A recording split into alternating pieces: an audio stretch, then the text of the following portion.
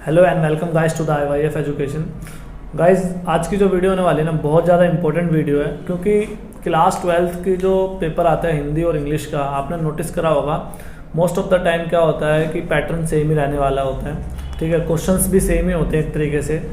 तो मैं आपको एक पेपर को डिकोड करके बताऊंगा कि अगर आपने अभी तक कुछ भी नहीं पढ़ा, मतलब सिंगल बुक उठा के भी नहीं देखी, तो अगले 20 से 25 मिनट की वीडियो देखने के बाद मैं इस बात की गारंटी लेता हूँ, ठीक है, कि आप जो है इस एग्ज़ाम में पास हो जाओगे। और पास होने के बाद नीचे कमेंट में ज़रूर बताना कि जो चीज़ें बताई थी मैंने वो आपके काम आई या नहीं आई। तो चलिए शुरू करते हैं। अगर हम देखें तो मोस्ट ऑफ द टाइम जो फर्स्ट क्वेश्चन आता है हमारा वो आता है पोएम से। एक पोएम आएगी आपकी और उस पोएम के लिए आपको लिखा होता है कि भाई निम्नलिखित काव्यांश की सप्रसंग व्याख्या करें। तो ज़्यादातर बच्चे सोचते हैं सप्रसंग व्याख्या क्या होती है। तो सप्रसंग व्याख्या को हम 3 पार्ट में बांट सकते हैं। ये 3 चीज़ लिख दोगे आप, आपकी सप्रसंग व्याख्या। पहली चीज़ जो होती है वो होती है हमारी संदर्भ। संदर्भ क्या होता है? संदर्भ के अंदर आता है आपका कि जो कविता है वो उसका नाम, कविता का नाम। दूसरा आता है कवि का नाम, ठीक है, और लिखा जाता है हिंदी पाठ्य पुस्तक। ये 3 चीज अगर आप, तो संदर्भ में बेसिकली ये 3 चीज लिखने के बाद, ठीक है, दूसरी चीज आती है हमारी, वो आती है प्रसंग। प्रसंग क्या होता है? तो प्रसंग के अंदर होता है बेसिकली कि आपको सिर्फ और सिर्फ 2 से 3 लाइन में जो भी कविता लिखी गई है उसके बारे में व्याख्या करनी है। ठीक है, थोड़ा बहुत मतलब 2 से 3 लाइन में आप पोएम को एक्सप्लेन कर दो, कुछ भी लिख दो जो भी आपको समझ में आता है इस पोएम को पढ़कर। ठीक है, कोई ज़्यादा घुसना नहीं है। और उसके बाद आती है व्याख्या। व्याख्या जो होती है वो होती है हमारी 4 से 6 लाइन की।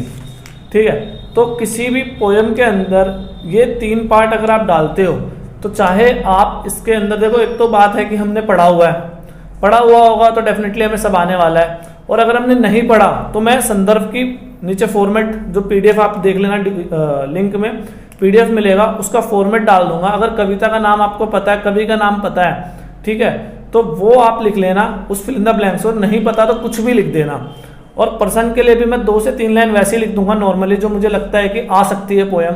और अगर आपको आता है तो ठीक है, अदरवाइज जो नीचे मैंने लाइन लिखी हुई है वो आप याद करके जाओ, वो लिख देना और व्याख्या को लिख देना। तो इस तरीके से जब आप लिखते हो तो ये बेसिकली पहला क्वेश्चन आता है आपका 4 मार्क्स का, तो आपके 4 आउट ऑफ 4 आराम से आ जाएंगे। होप आपको समझ में आ गया होगा। अब बात करता हूं पहले क्वेश्चन के दूसरे पार्ट की। तो दूसरा पार्ट आता है काव्य पंक्तियों में काव्य सौंदर्य। काव्य सौंदर्य होता क्या है? तो भाई काव्य सौंदर्य हम बेसिकली कहते हैं,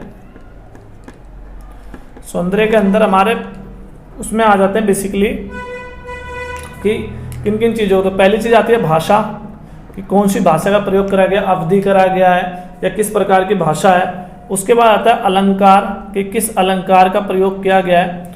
और तीसरी चीज़ आती है कि तत्सम या तत्भव शब्दों का। तो बेसिकली क्या है, काव्य सौंदर्य हम बेसिकली इन्हीं 3 चीजों पे देखते हैं। पहला भाषा, दूसरा अलंकार, तीसरा तत्सम और तत्भव। तो अगर ये 3 चीज आती है कि भाई भाषा कौन सा प्रयोग करा गया है या अलंकार कौन सा है, जैसे कनक अलंकार होता है, ठीक है, या और भी बहुत सारे अलंकार होते हैं, तो वो अलंकार हो गया, या तत्सम तत्भव किस शब्द का प्रयोग किया गया। तो अगर ये 3 चीज आपको आते हैं तो आप बेसिकली इस पोएम को भी कर सकते हो। जैसे कि यहाँ पर खा वाला पोएम दे रखा है, सब घट अंतर रमसी निरंतर, मैं देखन नहीं जाना, गुण सब तोर मोर सब ओगुण, कृत उपकार न माना। तो यहाँ पर क्या है बेसिकली, ये जो है ना दास्य भाव की भक्ति की बता रहा है, क्योंकि यहाँ पे दास जो है ना वो अपने राधे की पूजा कर रहा है और उसके बारे में बता रहा है कि भाई तुम्हारे बिना जो है, जब तक मैं तुम्हें देखूं ना, जब तक कुछ होता नहीं है। ठीक है, तो इसके अंदर जो भाषा है वो है बेसिकली दास्य भाषा।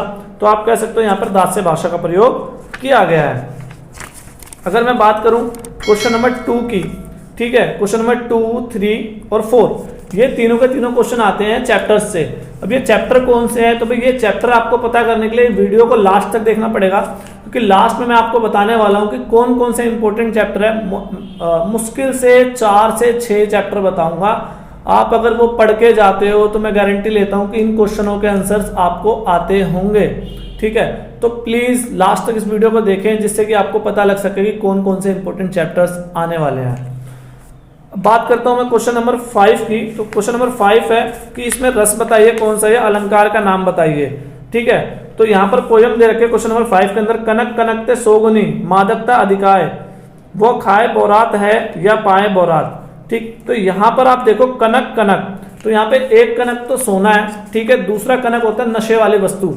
तो बेसिकली यहां पर दो शब्द हैं, दोनों का प्रोनाउंसिएशन सेम है लेकिन दोनों का अर्थ अलग है। तो जब भी कोई ऐसा शब्द आता है जो रिपीट हो और उसका जो है अर्थ अलग हो, उसे हम कहते हैं यमक अलंकार। ठीक है, अलंकार के 2-3 क्वेश्चन आ रखे हैं, तो कोशिश करूंगा कल सुबह तक एक अलंकार के ऊपर मैं वीडियो बना दूं, जिससे कि आप लोगों को अलंकार के समझ में आ जाए कि अलंकार होता क्या है, कितने प्रकार के होते हैं, क्योंकि मैंने पेपर देखा है 3 से 4 नंबर के क्वेश्चन अलंकार पे आते ही आते हैं। बात करते हैं आगे की। तो उसके बाद आता है आपका पोयम का, कि भाई काव्यांश को पढ़ना है और उसके हिसाब से आपको क्वेश्चन आंसर देना है। तो ये जो पोयम रहने वाली है ये आपके बुक से नहीं होती। ज्यादातर बच्चे सोचते हैं कि यार बुक से होगी, कैसे करूंगा, ना तो मुझे कवि का नाम याद है ना कविता का नाम याद है, कुछ भी याद नहीं है, तो कैसे करूं। तो बेसिकली ये जो पोयम रहने वाली है अपनी, ये रहेगी 1 2 3 4 5 नंबर की पोयम है। और ये बेसिकली आपके अंडरस्टैंडिंग के ऊपर रहता है कि आप इसको पढ़ो और समझो कि पोयम कह क्या रहा है। उसके बाद आपको इन क्वेश्चनों के आंसर आएंगे, जैसे कि एक तेरी ही नहीं सुनसान राहें और भी हैं, कल सुबह का इंतजारी में निगाहें और भी है। मतलब कवि के द्वारा कहना चाहता कवि कि भाई यहाँ पर जो है एक अकेला तू ही नहीं है, और भी दुनिया है जो कि सुनसान राह पर है और सभी एक सवेरा होने का इंतजार कर रहे हैं। और भी है ओठ जिन पर वेदना मुस्कान बनती, नींद तेरी ना केवल स्वप्न की पहचान बनती। मतलब यहाँ पे कहना चाहता है कि और भी लोग हैं, ठीक है, जो मुस्कान के लिए वेदित हो रहे हैं। वेदित मतलब आभासी है कि उनको मुस्कान मिले, वो अकेले ही नहीं है, जो तुम अकेले ही नहीं हो कि तुम सपने देख रहे हो, दुनिया भी सपने देख रही है।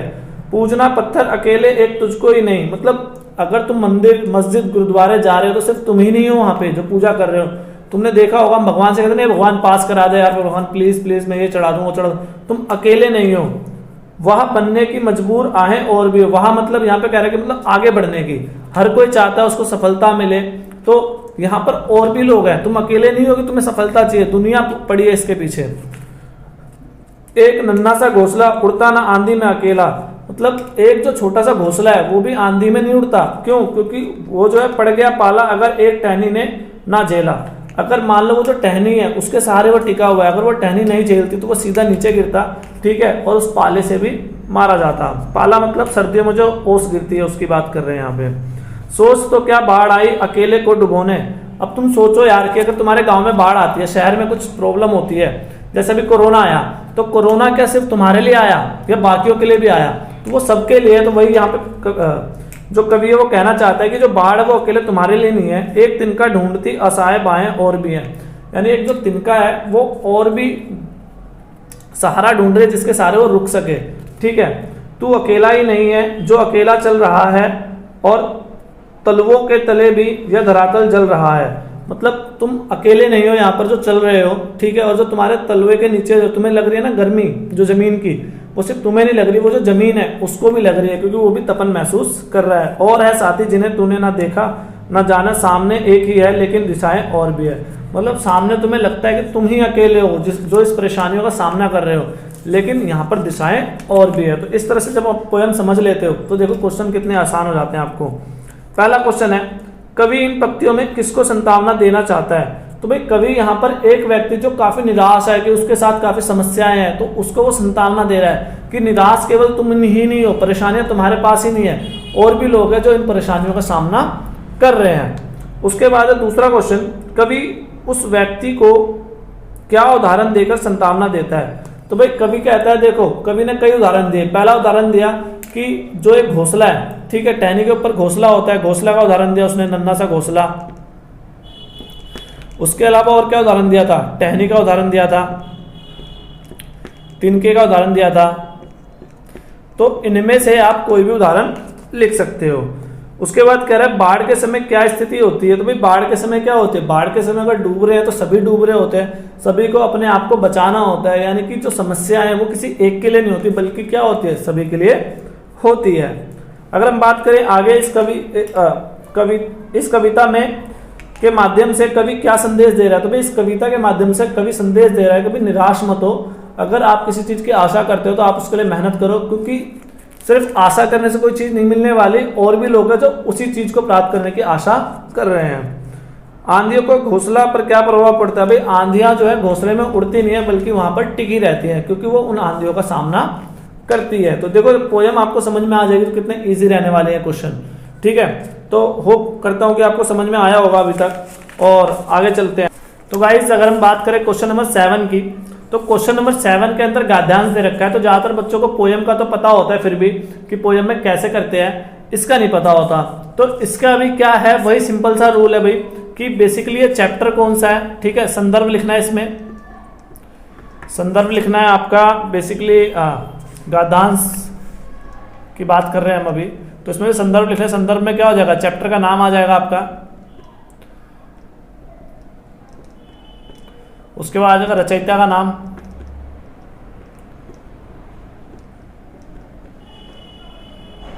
ठीक है। संदर्भ के बाद आता है अपना प्रसंग। प्रसंग में 2 से 3 लाइन लिखनी होती है शॉर्ट में, और उसके बाद आता है अपना तीसरा व्याख्या। व्याख्या में वही मैंने बताया था 4 से 5 लाइनें। तो इस तरीके से आपको ये 4 नंबर मिल जाएंगे। उसके बाद आपको बोला गया है कि एक चैप्टर से दे रखा है कि भाई रामचंद्र शुक्ल और कन्हैया लाल मिश्र की भाषा शैली की 2 विशेषताएं लिखी है। तो ये जो मैं इंपॉर्टेंट चैप्टर बताऊंगा तो वो बता दूंगा किस चैप्टर से, तो उसी से पूछा जाता है इस तरह का क्वेश्चन, तो हर बार आएगा। क्वेश्चन नंबर 8 की बात करूं तो वो है प्रश्न उत्तर। प्रश्न उत्तर आपको ही पता है चैप्टर से आएंगे, तो मैंने बताया है लास्ट तक वीडियो देखोगे तो आपको इंपॉर्टेंट चैप्टर पता लग जाएंगे किस चैप्टर से क्या क्या चीजें आती हैं। क्वेश्चन नंबर 9 भी उसी से है। उसके बाद क्वेश्चन नंबर 10 की बात करें तो क्वेश्चन नंबर 10 जो है उसे कहते हैं अनसीन पैसेज। अनसीन पैसेज मतलब यहां पर दे रखा है कि गद्यांश को पढ़कर आपको प्रश्न उत्तर देना है। तो जब बड़ा पैसेज हो ना, जब भी बड़ा पैसेज हो तो समझ लो वो अनसीन पैसेज है, यानी कि आपको बस उसी में से सारे क्वेश्चनों के आंसर मिलेंगे। तो ज्यादा दिमाग खपाने की जरूरत नहीं है यार, कौन से चैप्टर से है, क्या है, मैं तो पढ़ा ही नहीं, क्या नहीं है। तो बेसिकली ये जो है अनसीन पैसेज आने वाला है आपका 2, 2, 4, 5, 6, 7, 8, 9, 10, 11 मार्क्स का आने वाला है ये, ठीक है। तो इजीली आप 11 में से 10 तक तो गेट कर ही सकते हो, क्योंकि नीचे जो है उपसर्ग पूछ रहा है, प्रत्यय पूछ रहा है। प्रत्यय क्या होता है, उपसर्ग क्या होता है, प्रत्यय जो है बाद में लगता है, ठीक है, उपसर्ग आगे लगता है। तो ये अगर ये सारी बेसिक चीजें पता है तो 11 में से 11 आ सकते हैं आपको। उसके अलावा शीर्षक देना होता है, शीर्षक आपको जो भी समझ में आ रहा है पैसेज पढ़ के वो दे दो, अपने हिसाब से सब चलता है, ठीक है। नेक्स्ट आता है क्वेश्चन नंबर 11 की बात करें तो वो आता है आपका ग्रामर। ग्रामर आएगा 5 नंबर का, 1, 2, 3, 4, 5, हाँ 5 नंबर का, और बहुत ही आसान आने वाला है यार। देखो पहला पढ़ो, देश वीरांगनाओं का मान सम्मान करेगा। तो बताओ इसमें विराम चिन्ह कहाँ लगेगा? तो ऑब्वियस सी बात है लास्ट में लगेगा, क्योंकि इसमें बीच में कोई चेंज होने वाला नहीं है, तो लास्ट में लगा दो, 1 नंबर आ गए फ्री में, 1 विराम चिन्ह लगाने के। उसके बाद चाय का एक गर्म प्याला पीते जाइए, इसको शुद्ध करना है। तो भैया गर्म प्याला पियोगे क्या, या एक गर्म चाय का प्याला पियोगे? तो सिंपल सी बात है, एक गर्म चाय का प्याला होगा, तो यानी कि इसको हम शुद्ध करेंगे तो लिखेंगे एक गर्म चाय का प्याला पीते जाइए। देखो कितना सिंपल है। और लिखा गलत क्या लिखा होता है, ये तो सही वाले लिख दिया मैंने। गलत क्या था, गलत लिखा था चाय का एक गर्म प्याला पीते जाइए। आप खुद ही देख लो यार कि इतना तो कॉमन सेंस खुद भी लगा सकते हो। गर्म प्याला नहीं होता, बल्कि गर्म क्या होती है, चाय होती है। तो अगर इतना भी करते हो तो 1 नंबर आगे फ्री में। उसके बाद अगर मैं बात करूं वाक्य रूपांतरण का, वाक्य रूपांतरण मतलब मिश्र वाक्य है, ठीक है। कोशिश करूंगा इसके ऊपर वीडियो बनाने की। अगर वीडियो ना बना पाऊं तो इसकी पीडीएफ तो कम से कम मैं नीचे डालने वाला हूं कि मिश्र वाक्य मतलब वाक्य क्या होते हैं, वाक्यों के प्रकार क्या होते हैं, क्योंकि मैंने देखा है बहुत बार आया हुआ ये क्वेश्चन। इस चैप्टर से बेसिकली 2 क्वेश्चन आ रखे हैं यहाँ पर कि मिश्र वाक्य में कन्वर्ट कीजिए, ठीक है। उसके बाद वाक्य का भेद बताइए, यानी नीचे जो सेंटेंस लिखा है वो किस प्रकार का वाक्य है। उसके नीचे जो क्वेश्चन है वो लिखा हुआ है भाव वाच्य में बदलिए, वाच्य क्या होता है, ठीक है। जैसे यहाँ लिखा हम नहीं दौड़ते, ठीक है, तो हम लिखेंगे यहाँ पे हमारे द्वारा नहीं दौड़ा जाएगा, तो इसे कहेंगे हम क्या, भाव वाच्य। समझ में आया?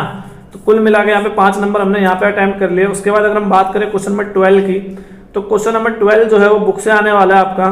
क्वेश्चन नंबर 13 जो है वो भी बुक से आने वाला है, ठीक है। क्वेश्चन नंबर 14 14 में भाव पल्लवन कीजिए। भाव पल्लवन होता है क्या, ये कौन सी चिड़िया है यार, कुछ नहीं है भाई, सिंपल सी जो लाइन लिखी है ना उसको एक्सप्लेन कर दो। यहाँ लिखा है अपना भाग्य अपने हाथ, मतलब ये कि आपका जो फ्यूचर है वो आपके हाथ में है। अगर मान लो मैं खाली बैठा रहता हूँ, कुछ नहीं करता, जस्ट सोचता रहता हूँ, तो क्या मैं अपना फ्यूचर में कुछ कर पाऊंगा? नहीं।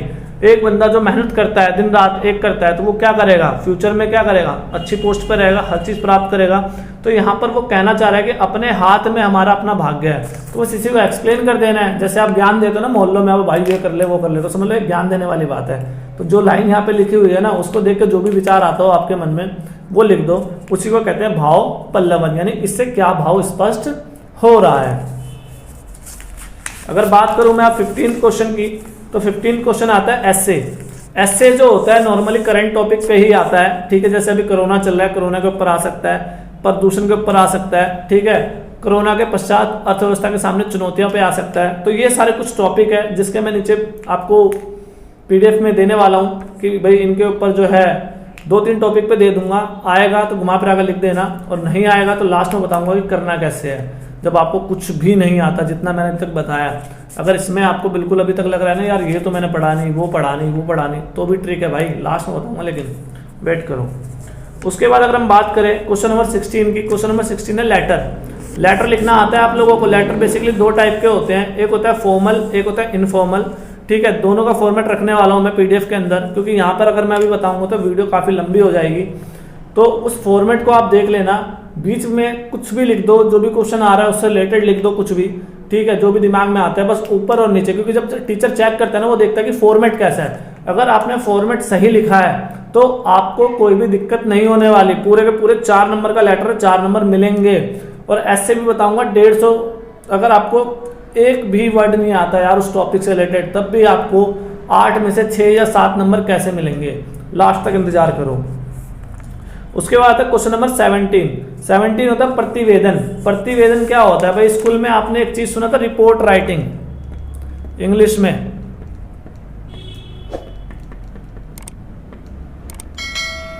इसी को कहते हैं प्रतिवेदन, कंफ्यूज होने की जरूरत नहीं है, ठीक है। यानी कोई भी चीज, कोई भी घटना जिसका रिपोर्ट बनाना हो हमें, उसे हम कहते हैं प्रतिवेदन। तो प्रतिवेदन का भी एक 4 मार्क्स का क्वेश्चन डेफिनेटली आने वाला है, ठीक है। तो रिपोर्ट राइटिंग आती है तो ठीक है, नहीं आती तो मैं उसके लिए भी एक आपको बता दूंगा प्रतिवेदन लिखते कैसे, प्रतिवेदन के कितने प्रकार होते हैं, तो वो आप देख लेना, या उसका जो भी कर सको आप कर लेना, बोल तो सकता नहीं यहाँ पे मैं, ठीक है। तो PDF के अंदर वो चीज़ आपको मिल जाएगी प्रतिवेदन की। अगर प्रतिवेदन नहीं आता है, मतलब मान लो यार कि मेरे को समझ में नहीं आ रहा, क्या बोल रहे हो भैया आप, रिपोर्ट राइटिंग हमने इंग्लिश में नहीं करी आज तक, हिंदी में कहाँ से कर लेंगे, ठीक है भाई मत करो। उसके नीचे है सार लेखन, समरी। समरी क्या करनी है, बड़ा सा होगा उसको छोटे में लिखना है। मतलब मान लो यहाँ पे अगर 200 वर्ड में लिखा हुआ है तो आपको उसको कुछ नहीं करना, 100 वर्ड में 80 वर्ड में करना है। कुल मिला के ये समझ लो अगर 3 लाइन है तो 1 लाइन में लिखना है उसको बना के। अब हो सकता है तुम्हें इसकी समरी समझ में आ जाए तो लिख दो, नहीं आता तो इसमें से जो इंपॉर्टेंट लाइन लगती है उसी को उठा के टेप दो, तो फ्री फंड में आपको 4 नंबर मिल जाएंगे। उसके बाद मैं बात करूं क्वेश्चन नंबर 18 की, तो क्वेश्चन नंबर 18 जो है उसमें क्या होता है कि अपने बारे में कुछ लिखना होता है कि मान लो अगर आप अपने पापा के साथ खेत पे गए तो आपको कैसा फील हुआ, ठीक है, या आपने 10वीं की परीक्षा पास करी तो आपने कैसा फील करा। तो कोई भी एक घटना होगी जो रियल लाइफ से रिलेटेड होगी और उसमें अपने विचार लिखने, तो यहाँ पर कुछ पढ़ने की जरूरत नहीं है, जो दिल में आता है वो लिख दो, क्योंकि भैया अपना विचार है, जो मर्जी लिखे हम, क्या फर्क पड़ता है। उसके बाद बात करूं मैं 19वें की, तो 19वां क्वेश्चन जो आप स्क्रीन पे देख रहे हो इसमें बनाना होता है दंडालेख। दंडालेख होता क्या है भाई, कुछ नहीं होता, सिंपल सी ये चीज होती है, ठीक है। यहाँ पर आते हैं शब्द जो लिखे होंगे आपके, जैसे कि इसमें दे रखा है जीव विज्ञान, गणित, राजनीति विज्ञान, इतिहास, अर्थशास्त्र, गृह विज्ञान, टंकण, कंप्यूटर, ठीक है, वो यहाँ पर आ जाएंगे। और इधर क्या आएंगे, नंबर्स आ जाएंगे। तो यहाँ पर अगर जैसे कि आप क्वेश्चन में देख पा रहे होगे कि बेसिकली यहाँ पर 5, 15, 10, 10, 15, 35, 25, 35, यानी 5 के पहाड़े में, तो हम 5 का पहाड़ा ले लेंगे, 5, 10, 15, 20, 25, 30, 35, तो सबसे बड़ा 35 है तो 40 तक ले लेते हैं। तो भाई जीव विज्ञान कितने पे, 35 पे, तो एक टावर जाएगा यहाँ पर इस तरीके से, यहाँ लिख देंगे हम क्या, जीव विज्ञान, ठीक है। दूसरा है 25, तो ऐसे लेके जाएंगे हम यहाँ पर 25 तक, और ये ठीक है, तो यहाँ पर लिख देंगे गणित, तो इस प्रकार से आप बाकियों का भी बना लेना, जैसे कि राजनीति विज्ञान है वो 35 तक है तो वो इस तरीके से जाएगा। तो टावर्स खड़े करने हैं अलग अलग, ठीक है, लेकिन सबका साइज जो है, मतलब मोटाई की बात कर रहा हूं मैं, मोटाई सबकी सेम रहनी चाहिए, हाइट बस ऊपर नीचे हो सकती है, मोटाई सेम रहनी चाहिए। उसके अलावा इसको अट्रैक्टिव बनाने के लिए आप इस तरीके से लाइंस ड्रॉ कर सकते हो, अलग अलग पैटर्न, जैसे इसमें ये कर दिया, इसमें ये वाला कर दिया, इसमें इस तरीके से कर दिया, ठीक है। तो इस तरीके से पैटर्न आप बना सकते हो और यहाँ पर भी आपको फ्री के 4 मार्क्स मिल जाएंगे। इसे हिंदी में दंड चित्र कहते हैं, इंग्लिश में बार ग्राफ कहते हैं, कर लेना। उसके बाद बात करूं टिप्पण। टिप्पण क्या होता है? तो टिप्पण भाई कुछ नहीं होता, टिप्पण होता है नोटिंग। आपने देखा होगा कभी कभार जब आप फॉर्म वॉर्म भरते हो या कोई फाइल आती है तो उस पर ना गोला बना के लिखा होता है चीजें, तो उसी को कहा जाता है टिप्पण। यानी कि जब सरकारी कार्यालयों में एक फाइल दूसरे काउंटर पे जाती है, एक जगह से दूसरी जगह, तो साइड में कुछ ना कुछ लिखते हैं। बैंकों में देखा होगा आपने, आपके फॉर्म के ऊपर कुछ ना कुछ लिख देते हैं, उसी को क्या कहा जाता है? टिप्पण कहा जाता है। एक क्वेश्चन आता है टिप्पण और टिप्पणी में अंतर स्पष्ट कीजिए। तो भाई टिप्पण जो है वो कंटिन्यू प्रोसेस है, यानी ये लगातार होती रहती है, यानी फाइल मूव होगी जितनी बार उतनी बार उस पर कुछ ना कुछ टिप्पण होगा। और टिप्पणी क्या होती है? टिप्पणी होती है फाइनल, यानी कि नोट, यानी कि जो फाइनली उसका बनाना है, ठीक है। तो टिप्पण और टिप्पणी में अंतर समझ में आया। उसके अलावा पेपर में आएगा टिप्पण कितने प्रकार के होते हैं, तो वो आपको पीडीएफ में मिल जाएगा, टिप्पण कितने प्रकार के होते हैं, क्या होते हैं, वो देख लेना आप। उसके अलावा क्वेश्चन आता है प्रारूपण करना। प्रारूपण क्या होता है भाई? देखो अब पेपर के देने जा रहे हो आप, ठीक है, अब पेपर देने जा रहे हो भाई, ऐसे तो मतलब नहीं है ना कि मुंह उठा के बैठ गए पेपर देने और कुछ भी लिख रहे हैं। यार पहले सोचोगे ना भाई कि पेपर में स्टार्ट कहाँ से करना है, कौन सा क्वेश्चन पहले करना है, किस तरीके से मुझे आगे बढ़ना है जिससे कि मेरे मैक्सिमम नंबर आए, मेरा पेपर ना छूटे, वो पोर्शन मैं कर लूँ।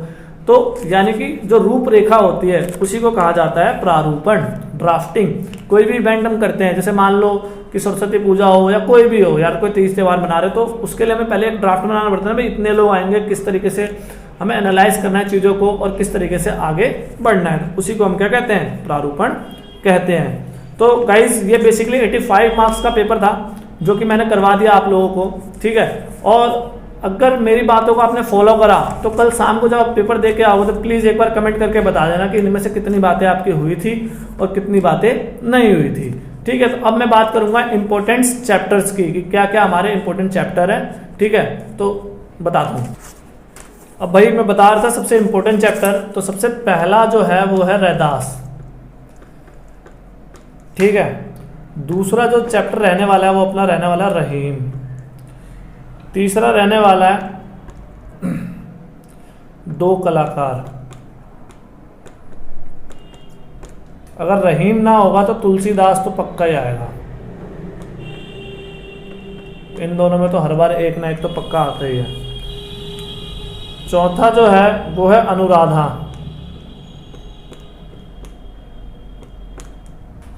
पांचवा जो है वो है अनपढ़ बनाए रखने की साजिश।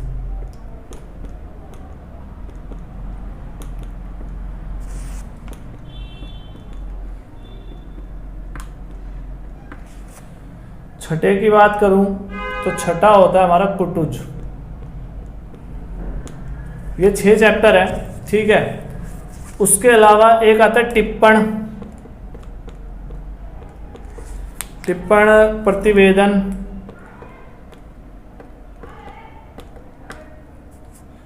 और प्रारूपण, एक ये चैप्टर है। तो टोटल हमारे 7 चैप्टर है जिसमें से हर बार पेपर आता ही आता है, ठीक है। ये तो हो गए अपने 7 चैप्टर, वो हो गया पेपर के एक्सप्लेनेशन। अब बताता हूँ भाई फाइनल चीज। देखो 15 नंबर का मैंने पेपर छुटवाया, अभी मैंने बोला था 85 मार्क्स का करवाया, 15 क्यों छुटवाया? क्योंकि 15 के लिए मैंने एक जो पीडीएफ है ना उसमें अलग से एक पोर्शन बना रखा है। उस पोर्शन के अंदर 5 क्वेश्चन दूंगा मैं आपको, एक दूंगा एडवर्टीजमेंट का और 2-3 क्वेश्चन ऐसे दूंगा, कुछ भी पूछे आप वो आंसर लिख देना, आपका वो करेक्ट हो जाएगा। तो वो 15 नंबर आपके कहीं नहीं जा रहे, वो आने वाले हैं। अब बात करता हूं मैं 100 आउट ऑफ 100 हो गया, लेकिन यार सबसे बड़ा सवाल है कि सर या भैया अभी तक तो हमने कुछ पढ़ा ही नहीं, अब एक दिन में कौन सा झंडे गाड़ लेंगे, ठीक है। तो भैया झंडे कैसे गाड़े? तो भाई देखो साफ सीधी बात है कि NIOS के अंदर या कोई भी ओपन का जो सिस्टम चलता है, चाहे कॉलेज की बात करूं, अपने सीनियर से पूछ लो आप, कॉलेजेस के अंदर या कहीं पे भी हमेशा एक ही चीज़ होती है, सीट भरना, ठीक है। अब सीट भरना है हमें, तो कैसे भरना है इसका भी एक टैलेंट होता है। वैसे थोड़ी ना यार कि कुछ भी लिख दें हम, कैसे भी लिख दें। First of all most of the बच्चे सोचते हैं यार क्या लिखें, इतनी तो बातें भी नहीं है हमारे अंदर। तो भाई देखो, सबसे पहले तो पूरे पेपर को छानो और देखो कि कितना आता है। पहला केस है कि भाई 20 नंबर 25 नंबर का आता है, तो पहले वो 25 नंबर का उतार लो साफ सुथरा। उसके बाद नहीं आता, पैसेजेस दे रखे हैं उसमें से लाइन उठा के लगाओ, ठीक है। अगर 40 वर्ड का आंसर है और आपको एक वर्ड भी नहीं आता, तो वो 40 वर्ड आप उस पैसेज में से ढूंढो। लेकिन ध्यान रखना कि जो भी वर्ड आप ढूंढ रहे हो, जो भी रिपीट कर रहे हो, वो बार बार रिपीट मत करना। ऐसा नहीं कि पहले क्वेश्चन में वही 3 लाइन लिख दी, दूसरे क्वेश्चन में वही 3 लाइन लिख दी। लिखोगे टीचर की नजर में आ जाएगा। कई बच्चे कहते हैं, कई लोगों के मुझे सुना होगा आपने, भाई कुछ भी लिख दे, भाई गाने लिख दे, या मतलब कुछ भी। और कुछ महान तो ऐसे होते हैं भाई गाली गलौज भी लिख के आ जाते हैं। भैया देखो ऐसी चीजें मत लिखना, क्योंकि ये चीजें जो है ना दूर से नजर आ जाती हैं। और अगर गलती से टीचर ने तुम्हारी वो चीजें पढ़ ली, गाने या गाली गलौज जो भी है, तो ध्यान रखना भाई, फेल होने से तुम्हें तुम्हारा पिताश्री भी नहीं बचा सकता, ठीक है। तो बस यही था, इतना ही था। और ये जो भी 20-25 मिनट की वीडियो बनी है ये देख लो, और बेस्ट ऑफ लक फॉर आपका एग्जामिनेशन जो भी है कल आपका हिंदी का, ठीक है। और आशा करता हूँ कि आप सभी के सभी पास हों जो भी ये वीडियो देखें। Thank you.